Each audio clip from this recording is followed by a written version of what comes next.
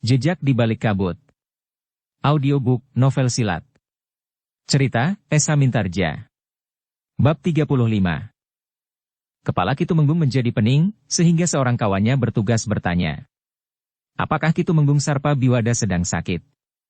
Wajah Ki Tumenggung nampak pucat. Ki Tumenggung nampak sangat gelisah. Dengan gagap Ki Tumenggung itu pun menjawab. Tidak. Aku tidak apa-apa. Kawannya mengangguk kecil. Tetapi kawannya yang lain berkata. Baju Ki Tumenggung basah oleh keringat. Tetapi tangan Ki Tumenggung terasa begitu dinginnya. Ki Tumenggung Sarpa Biwada itu pun menyahut. Aku tidak apa-apa. Kawannya itu memang meraba tangan Ki Tumenggung yang basah oleh keringat, tetapi terasa begitu dinginnya.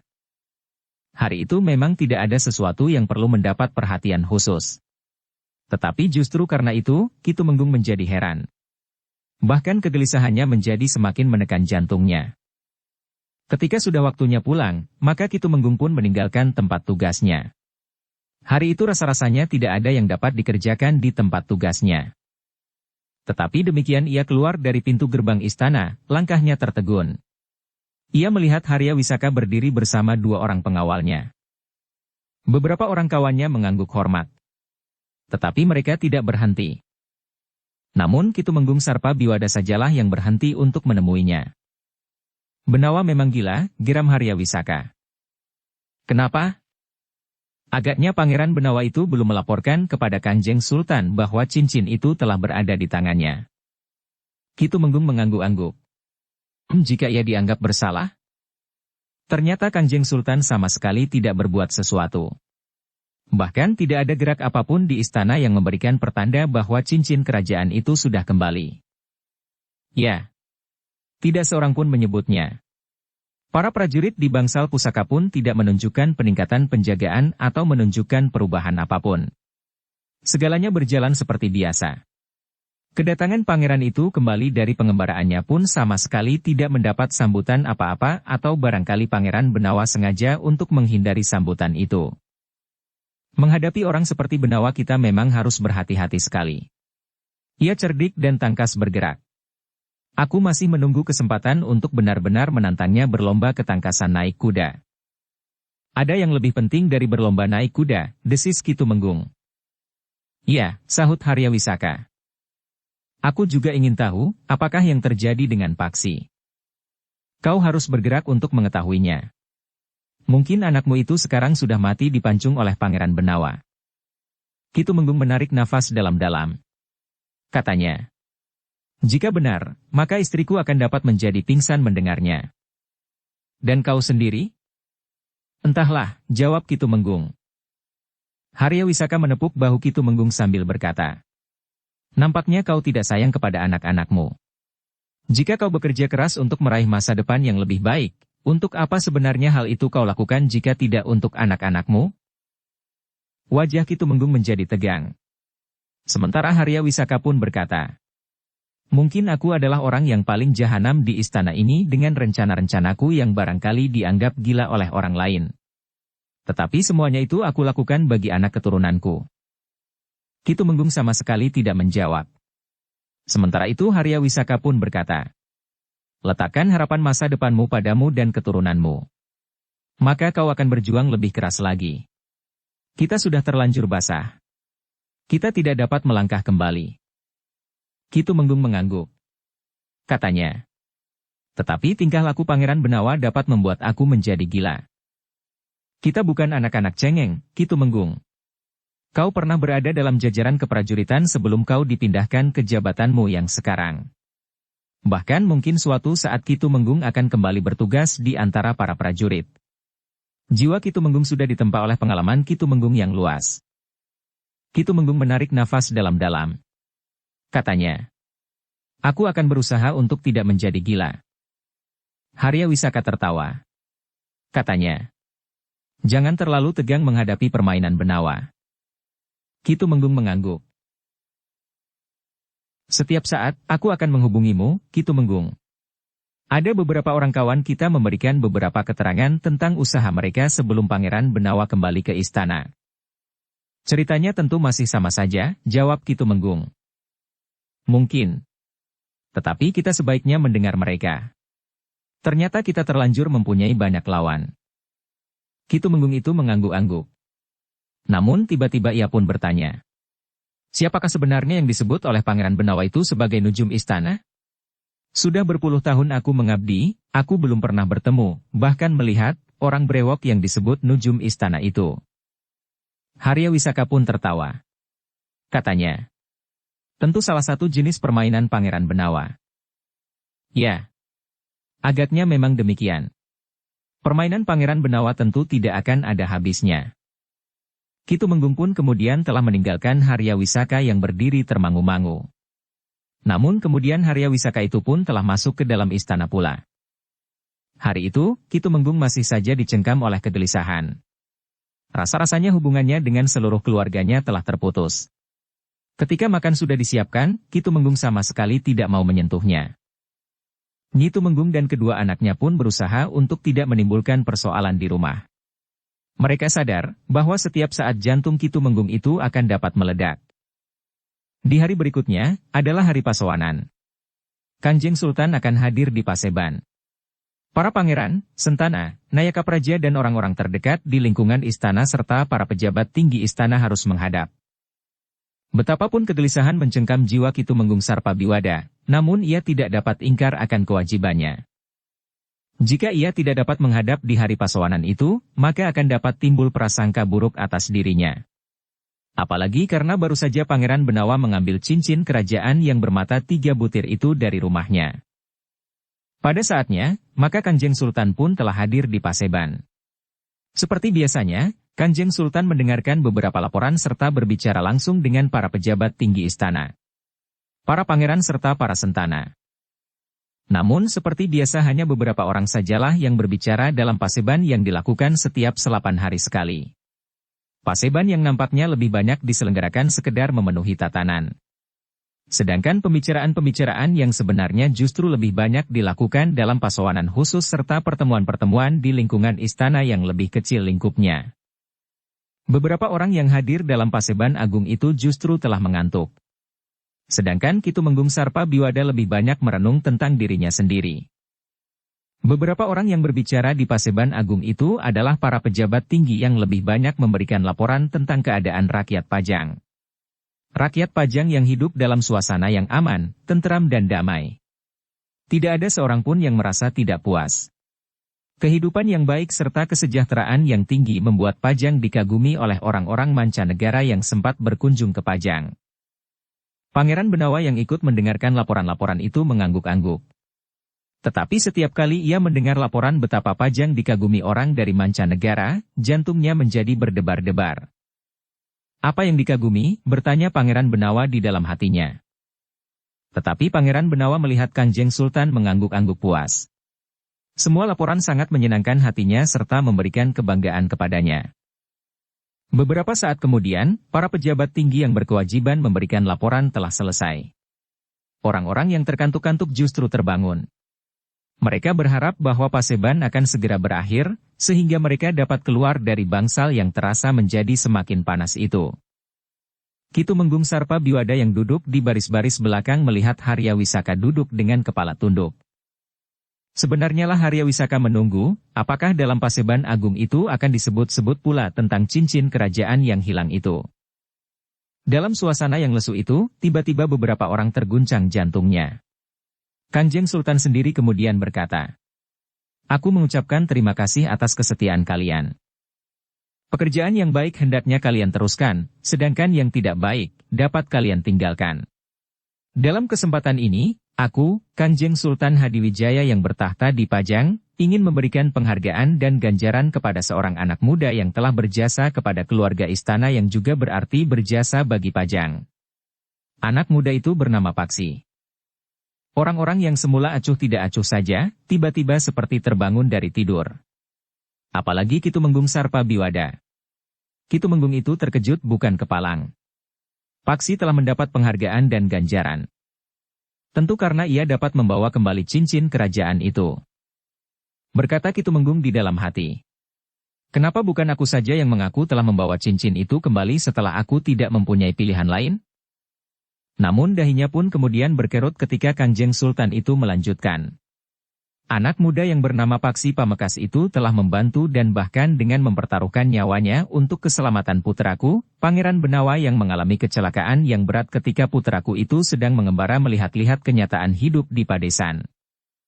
Jantung Kitumenggung Sarpa Biwada seakan-akan hampir meledak.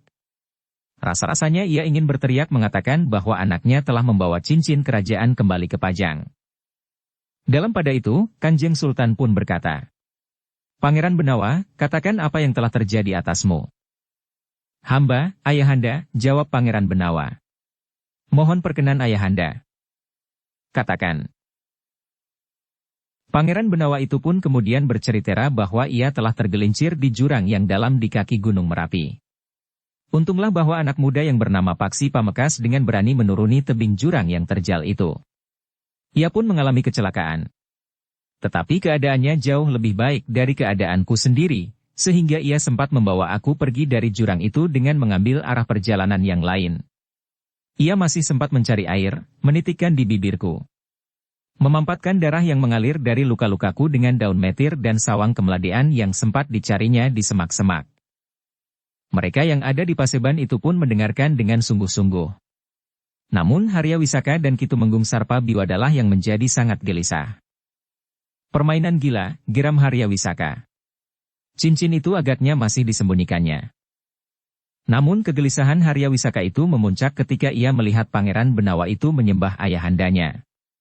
Cincin bermata tiga itu dikenakannya di jari-jari manisnya. "Apakah aku yang sudah menjadi gila?" bertanya Harya Wisaka kepada dirinya sendiri. Sebagaimana Harya Wisaka, maka Kitumenggung Sarpa Biwada pun menjadi sangat bingung menanggapi peristiwa yang terjadi itu. Ia tidak tahu pasti apa yang sedang dihadapinya itu. Namun sebenarnya lah yang mereka lihat, Paksi telah dipanggil untuk menghadap dan menerima langsung ganjaran dari Kanjeng Sultan Hadiwijaya, karena sifatnya sebagai seorang kesatria sejati yang bersedia berkorban untuk keselamatan orang lain tanpa pamrih. Maka kepada Paksi Pamekas telah aku anugerahkan sebilah keris dengan sekampil uang. Aku tahu bahwa kau tidak mengharapkannya. Tetapi aku titahkan kepadamu untuk menerimanya. Kau tidak dapat menolak ganjaran dari seorang raja, karena ganjaran itu akan mendatangkan keberuntungan yang berlipat ganda bagimu. Paksi menerima ganjaran itu tanpa dapat mengucapkan sepatah kata pun. Ia pun tidak mengerti apa yang sebenarnya terjadi atas dirinya, sehingga ia justru mendapat ganjaran. Namun Harya Wisaka itu pun berkata di dalam hatinya, ternyata Pangeran Benawa sudah mempermainkan ayahandanya. Jika saja Kanjeng Sultan mengetahui bahwa ia termasuk sasaran permainan Pangeran Benawa, maka ia tentu akan sangat marah. Tetapi Harya Wisaka tidak melihat jalan untuk menyampaikan kepada Kanjeng Sultan bahwa Kanjeng Sultan itu sudah dipermainkan oleh puteranya. Dalam pada itu, Kitumenggung Sarpa Biwada pun berkata di dalam hatinya, tentu laporan Pangeran Benawa kepada Kanjeng Sultan tidak sesuai dengan peristiwa yang sebenarnya terjadi. Mungkin Pangeran Benawa merasa sangat berterima kasih bahwa cincin itu telah kembali kepadanya atau Paksi benar-benar telah menolongnya. Jantung Kitumenggung itu pun terasa berdegup semakin cepat.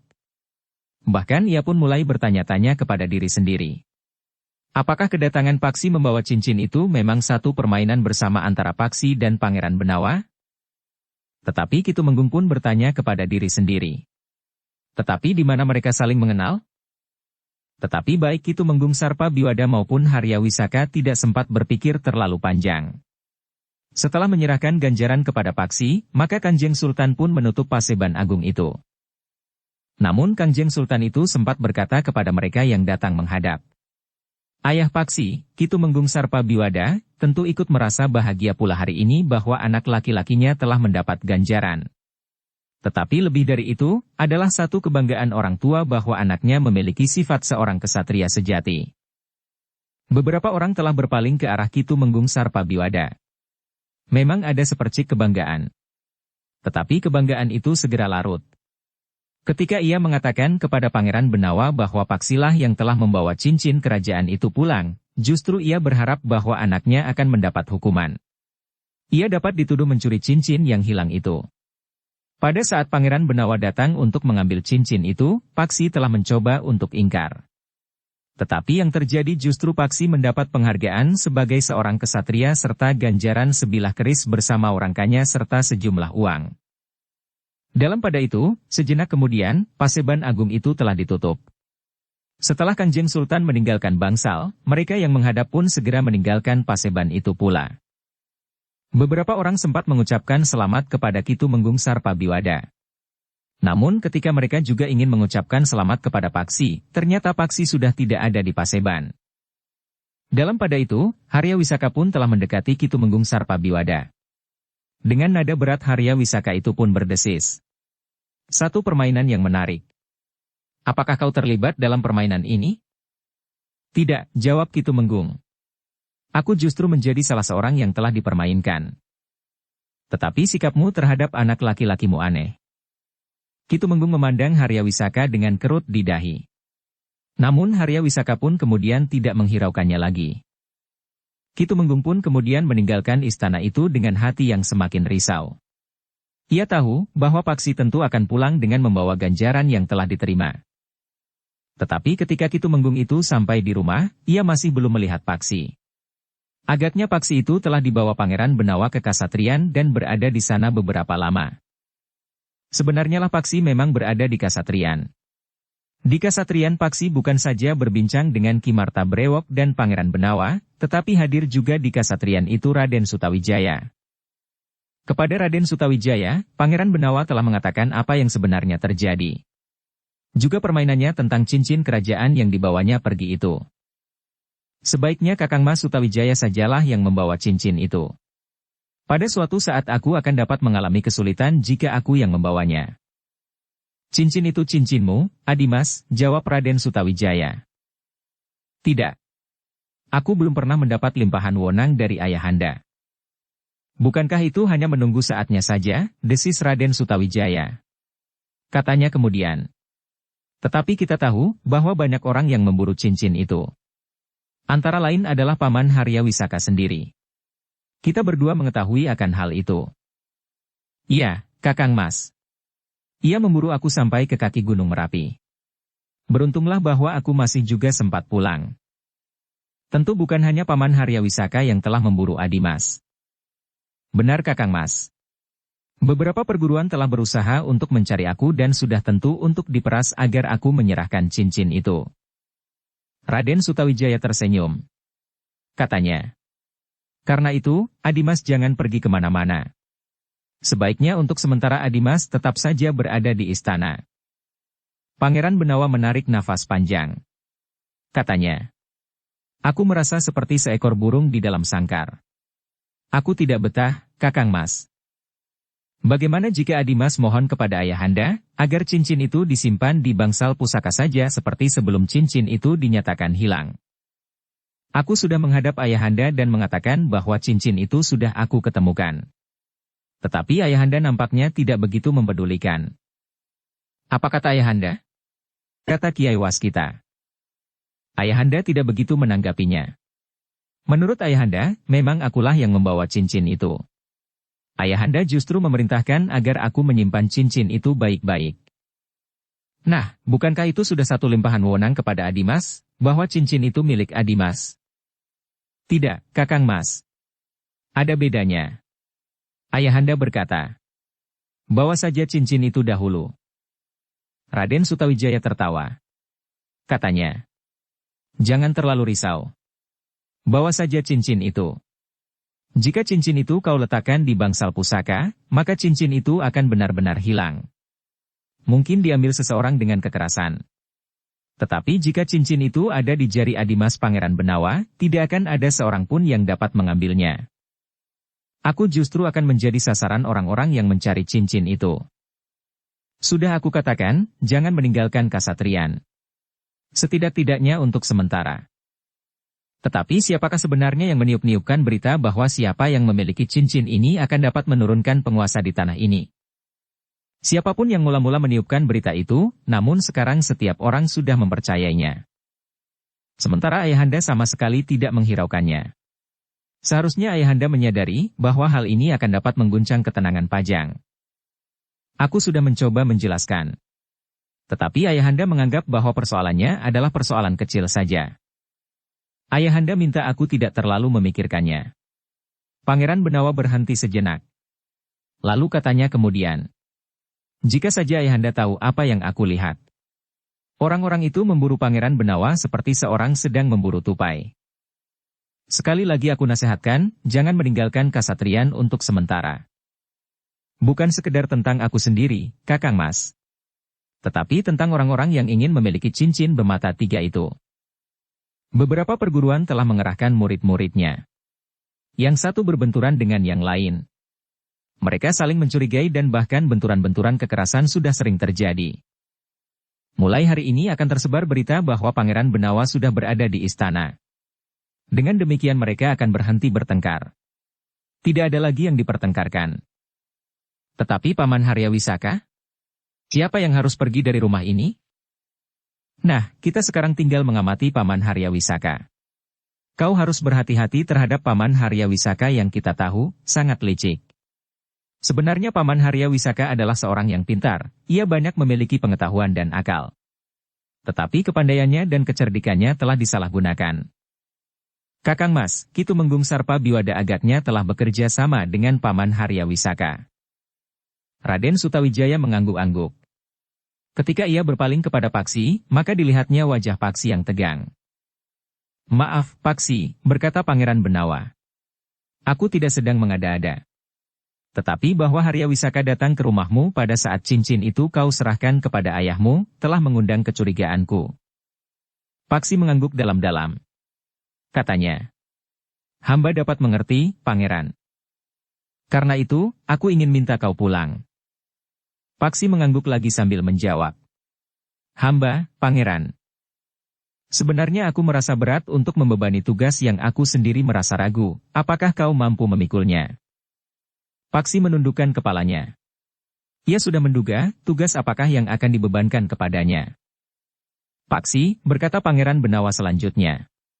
Aku ingin minta kepadamu untuk mengamati hubungan antara ayahmu dengan Haryawisaka. Paksi tidak segera menjawab. Ia sadar bahwa tugas itu adalah tugas yang sangat berat baginya. Bagaimanapun juga, Ki Tumenggung Sarpa Biwada itu adalah ayahnya, apakah ia akan dapat mencegahnya? Raden Sutawijaya agaknya dapat membaca gejolak perasaan Paksi. Karena itu, maka ia pun berkata, kau tidak usah bertindak sendiri, Paksi. Kau hanya berkewajiban untuk melaporkannya kepada Adimas Pangeran Benawa. Paksi mengangguk. Tetapi di wajahnya memancar keraguan-raguan yang mencengkam. Paksi, berkata Ki Marta Brewok. Pengawasan itu sebenarnya lebih banyak ditujukan kepada Haryawisaka. Bukan kepada ayahmu. Meskipun pelaksanaannya memang harus dilakukan kepada kedua-duanya. Yang berniat buruk adalah Haryawisaka. Ayahmu hanya terlibat saja. Meskipun hal itu tidak dapat terjadi jika ayahmu tidak bersedia bekerja sama. Paksi menarik nafas panjang. Terdengar ia pun berdesis. Aku mengerti, Guru. Nah, jika demikian, aku berharap bahwa kau dapat melakukannya dengan baik, berkata Pangeran Benawa. Namun kau harus menyadari bahwa Haryawisaka adalah seorang yang berilmu tinggi dan tangkas berpikir. Karena itu kau harus berhati-hati. Hamba, Pangeran. Paksi mengangguk. Dalam keadaan tertentu, Haryawisaka dapat berbuat sangat kejam, berkata Pangeran Benawa kemudian. Kau telah melihatnya sendiri, apa yang pernah dilakukannya? Hamba, Pangeran. Hanya berhenti sama sekali.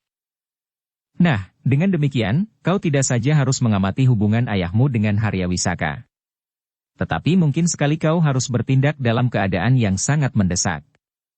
Jika ayahmu membuat Haryawisaka kecewa, maka Haryawisaka tentu tidak akan segan-segan menyingkirkannya, berkata Ki Marta Brewok kemudian. Ya, Guru. Berhati-hatilah, pesan Pangeran Benawa. Paksi mengangguk lagi. Tetapi di wajahnya masih nampak keraguan-raguan. Bahkan kemudian dengan nada berat ia pun bertanya. Apa yang harus hamba lakukan, jika hamba harus pergi lagi dari rumah? Hamba tidak tahu pasti, apa yang sebenarnya dikehendaki oleh ayah. Kadang-kadang hamba merasa bahwa rumah itu bukan lagi rumahku. Pangeran Benawa menarik nafas panjang. Katanya, Ayahmu memang aneh, Paksi. Tetapi untuk sementara kita berharap bahwa kau tidak akan pergi dari rumahmu. Hubungan yang membingungkan, desis Raden Sutawijaya. Namun bagaimanapun juga, aku kagum akan sikapmu. Apapun yang dilakukan oleh ayahmu terhadapmu, kau tetap bersikap sebagai seorang anak yang baik. Paksi tidak menjawab. Memang kadang-kadang timbul persoalan di dalam dirinya, apakah ia harus bersikap lain terhadap ayahnya. Namun sejak kecil Paksi sudah diajar untuk mematuhi segala perintah ayahnya itu. Meskipun kadang-kadang ia tidak tahu apakah perintah itu wajar atau tidak. Tetapi ayahnya adalah seorang raja di rumahnya.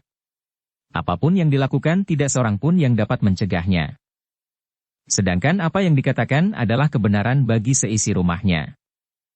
Paksi, berkata Kimarta Brewok kemudian. Apapun yang pernah dilakukan oleh ayahmu, ia tetap ayahmu. Kau harus patuh kepadanya.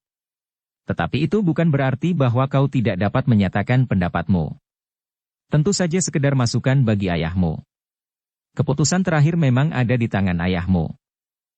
Meskipun demikian setelah kau dewasa penuh, maka kau pun dapat mendengarkan kata nuranimu sendiri. Kau dapat berpijak pada landasan keyakinanmu untuk menanggapi setiap persoalan yang timbul. Namun semua itu tidak akan dapat menghapuskan hubungan antara anak dan ayah pada tempatnya masing-masing. Paksi mengangguk-angguk. Sementara Pangeran Benawa pun berkata, "Pulanglah Paksi. Ibumu tentu menjadi sangat gelisah menunggumu. Kita tidak tahu, apakah ayahmu sempat menceritakan bahwa di Paseban, kau justru telah mendapat ganjaran dari Kanjeng Sultan. Bukan hukum gantung atau hukum pancung. Sebenarnya lah malam itu aku juga menjadi bingung. Aku tidak mengira bahwa tiba-tiba ayahmu menyebut namamu. Bahkan ayahmu telah menunjuk bahwa kaulah yang telah membawa cincin itu pulang." Paksi mengangguk dalam-dalam. Namun kemudian katanya, "Tetapi bagaimana dengan ganjaran uang yang sekampil ini? Keris yang hamba terima merupakan ganjaran dan sekaligus penghargaan yang tidak ternilai bagi hamba. Tetapi uang itu justru membingungkan hamba." "Kenapa kau menjadi bingung? Uang itu adalah uangmu. Tetapi hamba tidak melakukan apa-apa. Apalagi menyelamatkan pangeran." "Paksi," sahut Pangeran Benawa. "Yang kau lakukan jauh lebih besar dari sekedar menolong aku yang terperosok ke dalam jurang dengan mempertaruhkan nyawamu. Jauh lebih besar dari itu. Tanpa kehadiranmu bersamaku, aku sudah menjadi lumat oleh orang-orang yang memburu cincin itu. Pada kenyataannya, justru pangeranlah yang telah menyelamatkan hamba. Tidak. Atau katakanlah, kita sudah bekerja bersama. Kau tidak usah membayangkan bahwa jurang itu adalah sebuah lekuk yang dalam dan berdinding batu-batu pada siang runcing. Tetapi jurang dapat berwujud apa saja, sementara aku terperosok ke dalamnya." Paksi menarik nafas dalam-dalam. Katanya, "Uang di dalam kampil itu terlalu banyak." "Paksi," berkata Raden Sutawijaya. "Pangeran Benawa adalah putra seorang raja.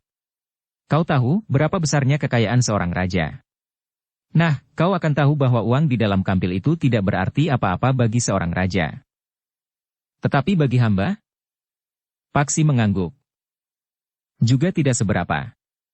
Bukan berarti upahmu selama kau bersama-sama dengan Adimas Pangeran Benawa. Tetapi sekedar ucapan terima kasih dari Kanjeng Sultan Hadiwijaya." Paksi menarik nafas dalam-dalam, sementara Pangeran Benawa berkata, "Paksi, selain sebilah keris sebagai penghargaan yang diberikan karena sifat kesatriamu, sekampil uang sekedar pernyataan terima kasih, maka aku juga ingin memberikan seekor kuda yang baik buatmu." "Seekor kuda?" bertanya Paksi dengan nada tinggi. "Ya. Aku tahu di rumahmu sudah ada beberapa ekor kuda. Tetapi kuda-kuda itu adalah milik ayahmu. Sekarang kau sendiri akan memiliki seekor kuda pula." Paksi memandang Pangeran Benawa dengan sinar mata yang berkilat-kilat. Sebenarnya lah ia memang ingin memiliki seekor kuda. Diam-diam ia memang sering naik kuda milik ayahnya jika ayahnya tidak ada di rumah.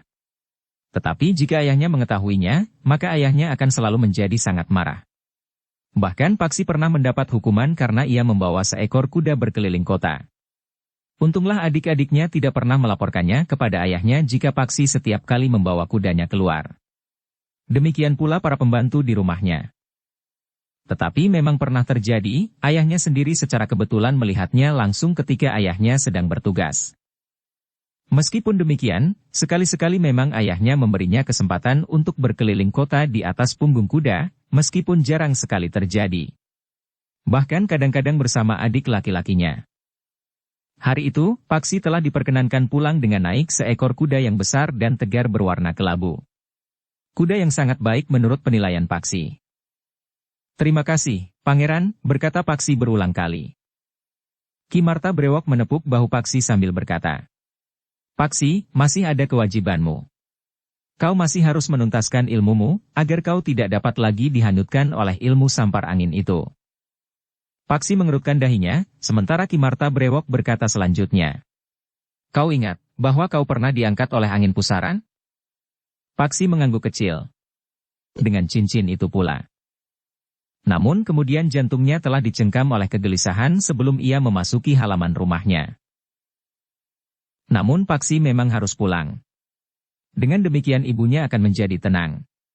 Ia pun harus memberikan laporan kepada ayahnya apa yang telah terjadi di Paseban, meskipun ayahnya itu melihatnya langsung. Sejenak kemudian, Paksi pun berjalan menuntun kudanya di halaman rumahnya. Kuda berwarna kelabu yang besar dan tegar. Kuda-kuda ayahnya tidak ada yang sebaik kuda yang diterimanya dari Pangeran Benawa itu. Jantung Paksi menjadi semakin berdebar ketika ia melihat ayahnya berdiri di pendapa sambil bertolak pinggang. Dengan lantang ayahnya itu bertanya, "Dari mana kau curi kuda itu?" Paksi berhenti di halaman. Kemudian ia pun menjawab, "Hadiah dari Pangeran Benawa, ayah." "Bukankah kau sudah menerima ganjaran dari Kanjeng Sultan sendiri?" "Ya, ayah." "Kenapa kau menerima hadiah juga dari Pangeran Benawa?" "Entahlah. Aku tidak tahu, ayah."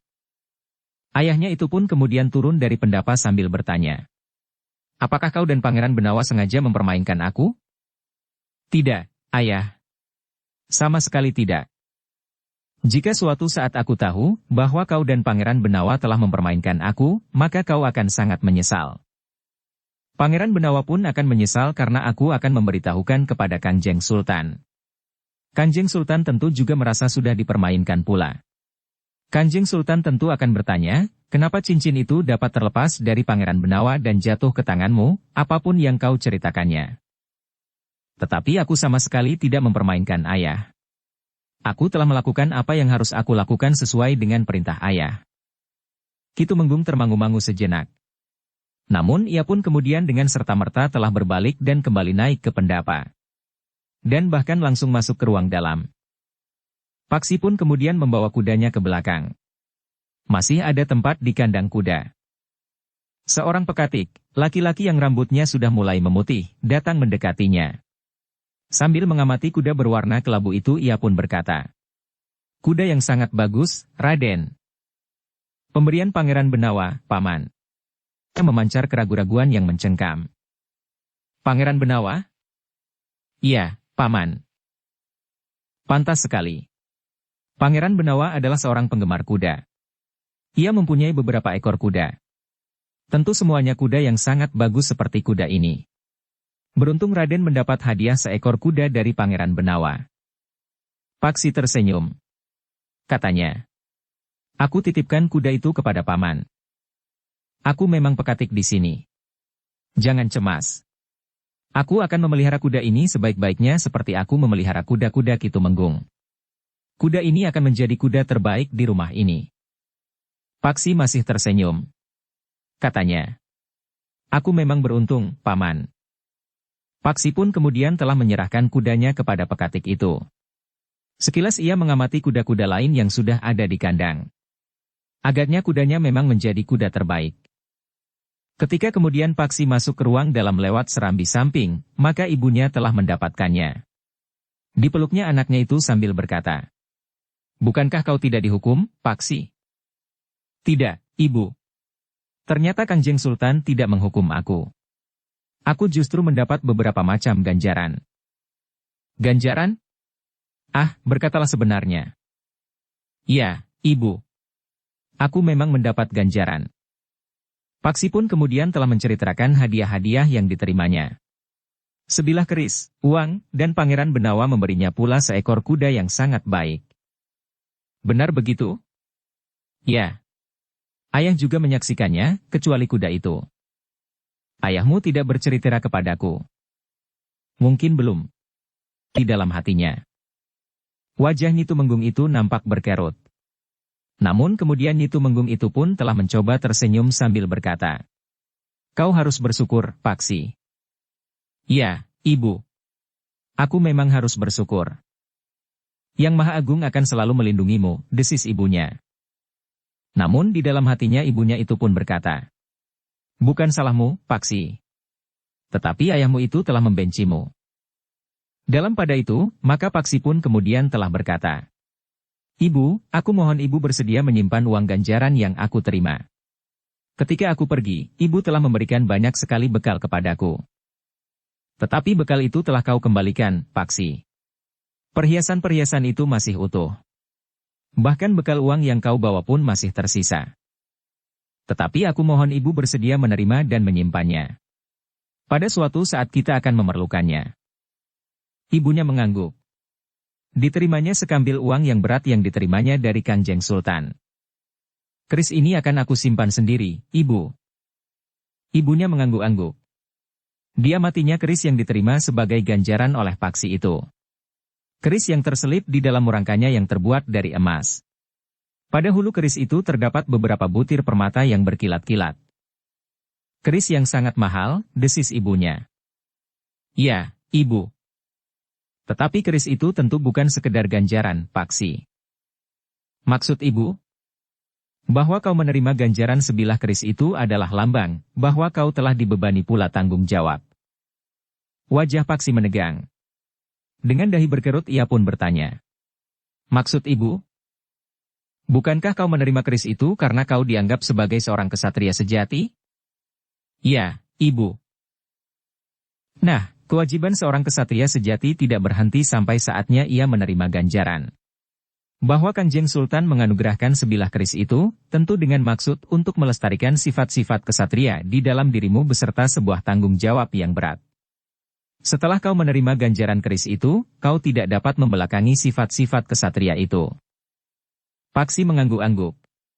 Ia baru menyadari bahwa ganjaran itu bukan ganjaran yang diterimanya karena perbuatannya di masa yang telah lewat itu saja. Tetapi ternyata ibunya benar. Keris itu adalah beban yang terletak di pundaknya. Kenapa Ki Marta Brewok tidak mengatakannya? Bertanya Paksi di dalam hatinya. Untunglah bahwa ibunya sempat menerjemahkan maksud Kanjeng Sultan dengan ganjarannya. Karena itu, Paksi, berkata ibunya selanjutnya. Kau justru harus menjaga agar sifat-sifat itu tetap ada padamu dan yang lebih penting kau amalkan. Paksi mengangguk sambil berdesis. Semoga, Ibu. Aku mohon restu. Ibunya menepuk bahu anak laki-lakinya. Katanya. Aku akan berdoa untukmu, Paksi. Ibunya pun kemudian telah masuk ke dalam biliknya. Disimpannya uang Paksi dengan baik bersama perhiasan-perhiasannya yang telah dikembalikan oleh Paksi. Bahkan Ki Tumenggung pun tidak akan mudah menemukannya. Dalam pada itu, ketika hal itu didengar oleh kedua adiknya, maka keduanya menjadi bangga. Keduanya telah menemui Paksi untuk mendengar langsung, bagaimana Paksi menerima ganjaran itu langsung dari Kanjeng Sultan. Kau tentu berdebar-debar, Kakang, bertanya adiknya perempuan. Paksi tertawa. Katanya. Tentu. Sedangkan untuk berada di Paseban aku sudah menjadi gemetar. Untung keris dan kampil uang itu tidak terjatuh pada saat Kakang menerimanya. Jika kampil uang itu terjatuh dan uangnya bertaburan, maka Kanjeng Sultan akan menjadi ikut sibuk memungut dan mengumpulkan uang itu, sahut adiknya laki-laki. Paksi tertawa. Kedua adiknya pun tertawa. Kak, bisik adiknya. Belikan aku cincin, ya Kak. Cincin emas bermata 3. Tidak usah seperti cincin kerajaan. Cincin dengan mata apapun aku mau. Ah, kau, potong adik laki-laki Paksi. Cincin itu tidak penting. Kakang Paksi akan membelikan aku sebuah busur yang bagus. Aku akan ikut lomba panahan yang diselenggarakan di alun-alun setiap permulaan mangsa ketiga, saat garengkung mulai berbunyi di pepohonan. Terserah saja kau minta busur. Tetapi aku minta cincin. Baik. Baik, sahut Paksi. Aku akan menyampaikannya kepada ibu. Kenapa ibu? Pangeran Benawa? Uang itu aku titipkan kepada ibu. Bukankah kalian tahu? Ya. Tetapi aku minta Kakang Paksi. Tidak minta ibu, desis adiknya perempuan. Paksi tertawa pula. Katanya. Baik. Baik. Akulah yang akan membelikan kalian. Bagi Paksi, sikap kedua adiknya itu bagaikan titik-titik embun di tanah yang gersang. Jika saja ibunya tidak bersikap lembut dan kedua orang adiknya tidak bersikap manis kepadanya, maka rumah itu bagaikan neraka. Paksi benar-benar tidak tahu kenapa ayahnya bersikap keras dan bahkan kasar kepadanya. Meskipun ayahnya juga bersikap keras terhadap kedua adiknya, tetapi ayahnya itu tidak berbuat kasar kepada mereka. Aku adalah anak yang sulung, berkata Paksi di dalam hatinya. Karena itu, agaknya ayah ingin membentuk aku menjadi laki-laki sebagaimana dikehendaki. Aku akan menjadi contoh bagi adikku, sehingga adikku pun akan menjadi laki-laki pula. Paksi menarik nafas. Namun ia tetap tidak dapat mengerti sikap ayahnya itu. Setelah ia mendapatkan ganjaran keris serta sebutan kesatria dari Kanjeng Sultan, ayahnya sama sekali tidak menjadi bangga karenanya. Laki-laki seperti apa yang dikehendaki oleh ayah jika bukan seorang laki-laki dengan sifat dan watak seorang kesatria? Ternyata kemudian Paksi tidak ingkar. Ia telah minta uang kepada ibunya untuk membelikan sebentuk cincin bermata intan 3 butir bagi adik perempuannya serta sebuah busur yang baik serta anak panahnya bagi adiknya laki-laki. Kau sendiri akan membeli apa, Paksi? Paksi menggeleng.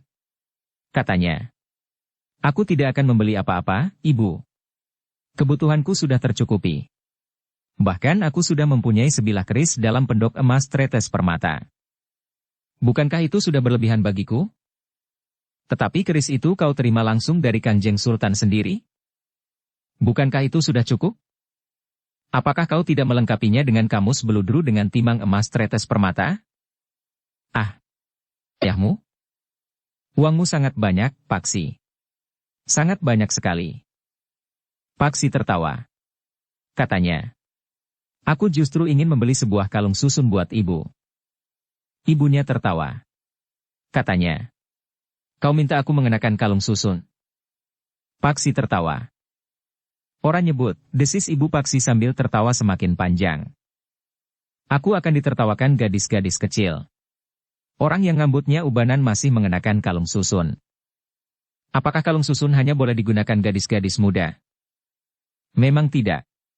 Tetapi tentu tidak pantas orang setua ibu mengenakan kalung susun. Jika demikian, peniti renteng. Ibunya menepuk bahu Paksi. Katanya. Kau tahu, aku sudah mempunyai perhiasan cukup banyak. Bahkan yang kau bawa pun masih utuh. Paksi tersenyum sambil mengangguk. Ia tahu, ibunya memang sudah mempunyai perhiasan cukup banyak dan lengkap. Dalam pada itu, Paksi yang tinggal di rumahnya itu memang kadang-kadang merasa terganggu oleh sikap ayahnya. Namun Paksi berusaha untuk selalu menahan dirinya. Ia hanya menundukkan kepalanya saja jika ayahnya tiba-tiba saja marah kepadanya tanpa sebab.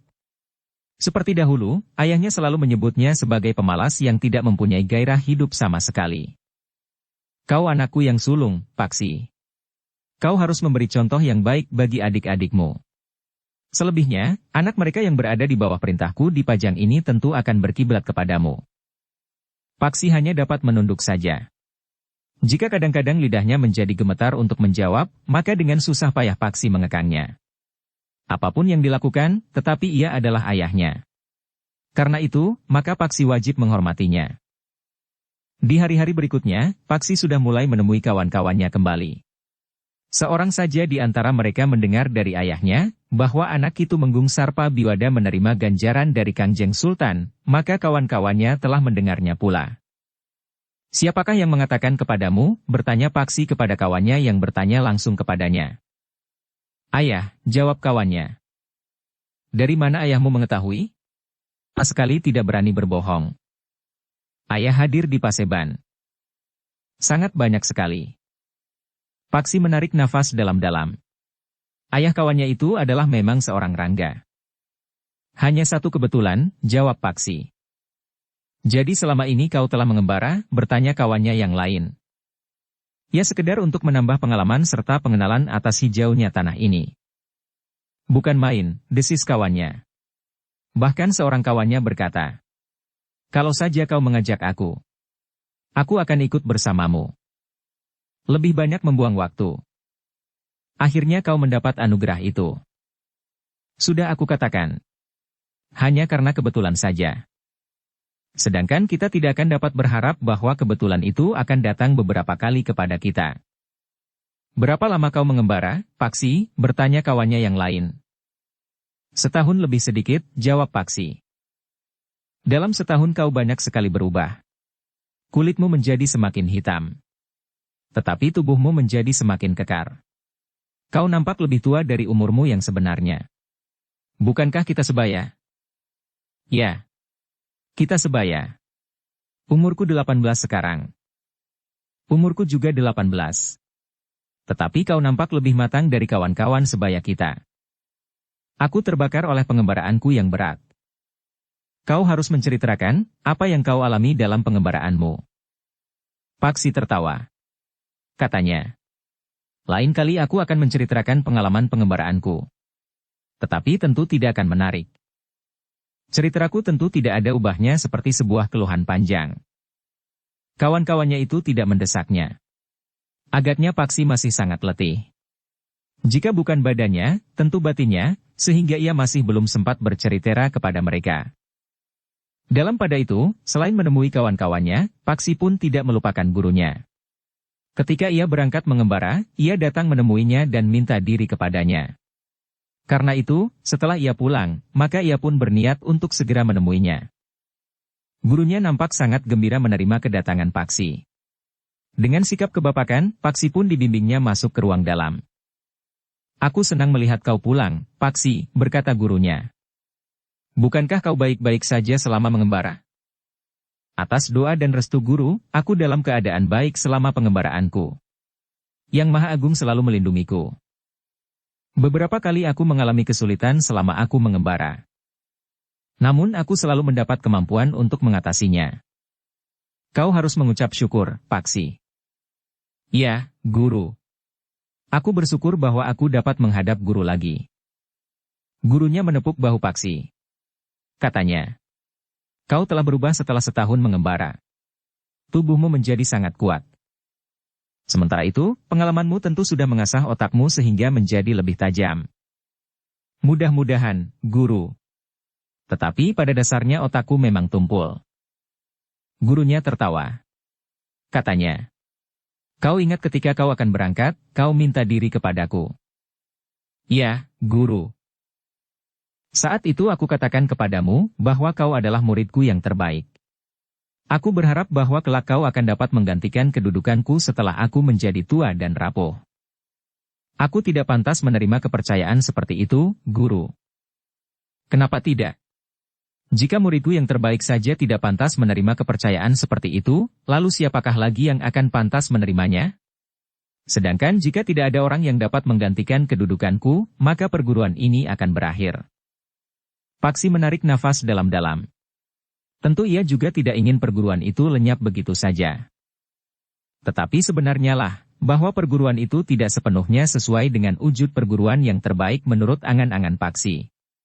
Murid-murid dari perguruan itu tidak sepenuhnya anak-anak muda yang memang ingin berguru. Tetapi seolah-olah sekedar memenuhi kewajiban yang dibebankan oleh orang tua mereka. Paksi itu tersadar ketika gurunya kemudian berkata, hal itu jangan kau pikirkan sekarang, Paksi. Masih banyak waktu. Aku masih dapat memimpin perguruan ini untuk beberapa waktu mendatang sambil mempersiapkan segala sesuatunya menghadapi masa depan perguruan ini. Paksi menarik nafas panjang. Ternyata yang dimaksud gurunya bukan angan-angannya tentang perguruannya, tetapi tentang kepemimpinannya. Paksi, berkata gurunya kemudian. Setelah lebih setahun kau meninggalkan perguruan ini, aku ingin melihat apakah pengalamanmu telah mematangkan ilmumu. Jika kau tidak berkeberatan, aku ingin membawamu ke sanggar. Paksi menjadi berdebar-debar. Ilmunya tentu sudah tidak murni lagi. Ia telah menyadap ilmu dari seorang guru yang lain, Ki Marta Brewok. Selebihnya seseorang yang tidak dikenalnya telah memberikan pengaruh pula kepada ilmunya. Bahkan ia telah mendapatkan sebuah tongkat yang kemudian dipergunakannya sebagai senjata yang justru menjadi mapan baginya. Paksi tidak mau mengecewakan gurunya setelah berada di sanggar. Karena itu, maka sebelum mereka memasuki sanggar, Paksi telah menceritakan perjalanannya yang panjang. Ia bercerita tentang tongkatnya, tentang Ki Marta Brewok, dan tentang Pangeran Benawa yang untuk saat-saat terakhir mengembara bersamanya. Dalam latihan-latihan bersama, maka mungkin sekali pengaruh ilmu Pangeran Benawa nampak pada ilmunya. Gurunya tersenyum mendengar cerita Paksi. Katanya, "Kau telah mendapat anugerah yang besar, Paksi. Kau telah mendapat kesempatan untuk memperdalam ilmumu. Tentu aku sama sekali tidak merasa kecewa. Dengan demikian, maka kau telah mendapat kekayaan baru. Kekayaan baru itu akan berarti pula bagi perguruan kita ini." "Ya, Guru." Paksi mengangguk. "Dengan demikian aku menjadi semakin yakin bahwa kau akan dapat menjadi pemimpin bagi perguruan ini kelak. Karena itu, kita wajib mempersiapkannya. Aku dan terutama kau." Paksi tidak menjawab, bahkan kepalanya tertunduk. Dalam pada itu gurunya pun berkata, "Paksi, marilah. Kita akan berada di dalam sanggar." Sejenak kemudian, maka Paksi pun telah berada di dalam sanggar. Sanggar yang kebetulan sedang sepi. Saat tidak seorang pun sedang berada di dalamnya. "Paksi," berkata gurunya, "aku sebenarnya menjadi jemu dengan isi dari perguruan kita ini." Paksi mengerutkan dahinya. Dengan ragu ia bertanya, "Maksud guru?" "Perguruan ini bukan perguruan yang memenuhi syarat. Baik tatanan yang diterapkan di dalamnya maupun isinya. Mereka yang datang di perguruan ini bukanlah orang-orang yang diharapkan. Mereka datang untuk sekedar datang tanpa dorongan niat yang mantap." Jantung Paksi terasa berdenyut lebih cepat. Sementara itu gurunya berkata selanjutnya, "Anak-anak para perwira prajurit Pajang itu datang karena keinginan orang tua mereka. Memang ada 1-2 orang yang berguru dengan bersungguh-sungguh seperti kau sebelum pergi mengembara. Tetapi yang lain datang untuk sekedar agar tidak dimarahi oleh ayah-ayah mereka. Namun dengan demikian, maka tidak ada kesungguhan yang dapat mendorong mereka untuk menggapai ilmu yang lebih tinggi dari sekedar pantas bagi anak seorang perwira prajurit." Paksi menarik nafas dalam-dalam. Ternyata apa yang dipikirkannya itu telah menggelitik jantung gurunya pula. Memang terbersit suatu kebanggaan di hati Paksi, bahwa pikirannya ternyata sejalan dengan pikiran gurunya, sehingga apabila kelak terjadi perubahan tatanan, gurunya akan mempertanggungjawabkannya. "Paksi," berkata gurunya selanjutnya, "setidak-tidaknya di perguruan ini akan dipisahkan. Siapakah yang bersungguh-sungguh dan siapakah yang sekedar ikut-ikutan?